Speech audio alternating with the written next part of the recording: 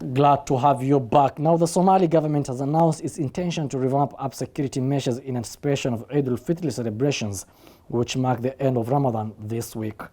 During a meeting in the capital attended by the governor of Banadi region, the police chief, the director of the National Intelligence and Security Agency, the chairman of the military court, and other high-ranking officials reviewed plans to enhance security in the capital, Mogadishu.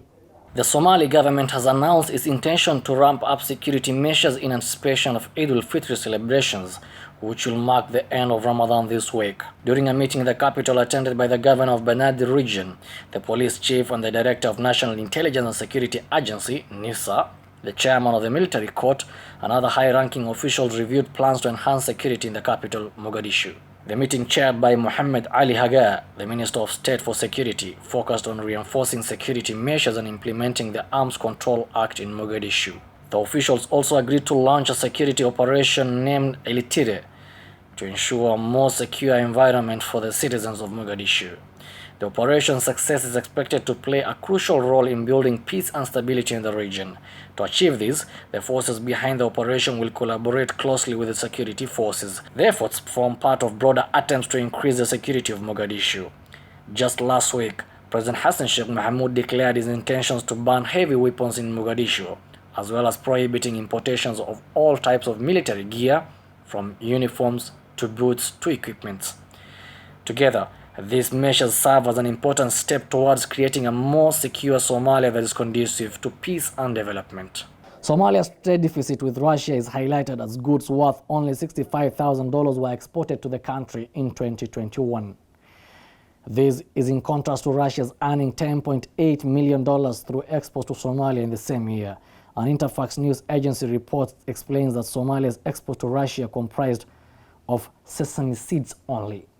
Somalia's trade deficit with Russia is highlighted as goods worth only $65,000 were exported to the country in 2021. This is in contrast to Russia earning $10.8 million through exports to Somalia in the same year. An Interfax news agency report explains that Somalia's exports to Russia comprised of sesame seeds only. In comparison, Russia exported 36,600 tons of agricultural products, mainly grains and leguminous crops, sunflower oil, wheat flour, and pasta, worth $10.8 million in 2021. The exports to Somalia increased from 29,800 tons of wheat worth $6.5 million in 2020.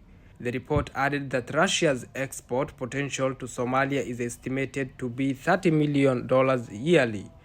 Other products identified as having potential in the market include wheat flour, sunflower oil, pasta, grains and leguminous crops, yeast, among others. Interfax reported that Somalia imported more than wheat, as the market also received supplies of wheat flour, sunflower oil, yeast, soft drinks, and water without sugar and additives.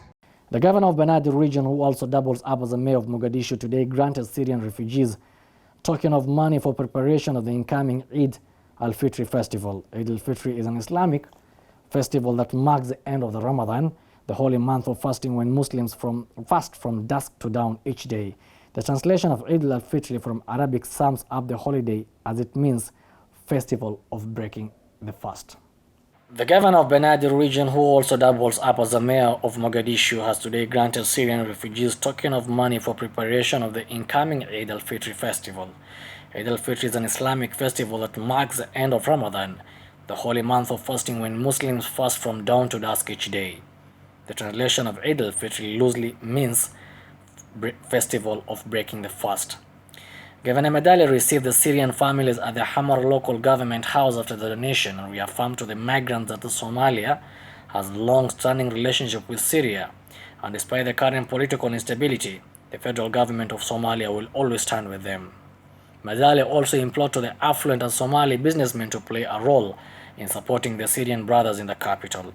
12 years after the protesters in Syria first demonstrated against the 4-decade rule of the Assad family, hundreds of thousands of Syrians have been killed and nearly 13 million people, more than half of the country's pre-war population, have been displaced. This holiday is also a reminder for the Muslims to be grateful for what they have as well as to help the less fortunate. This is known as zakat, which is one of the 5 pillars of Islam.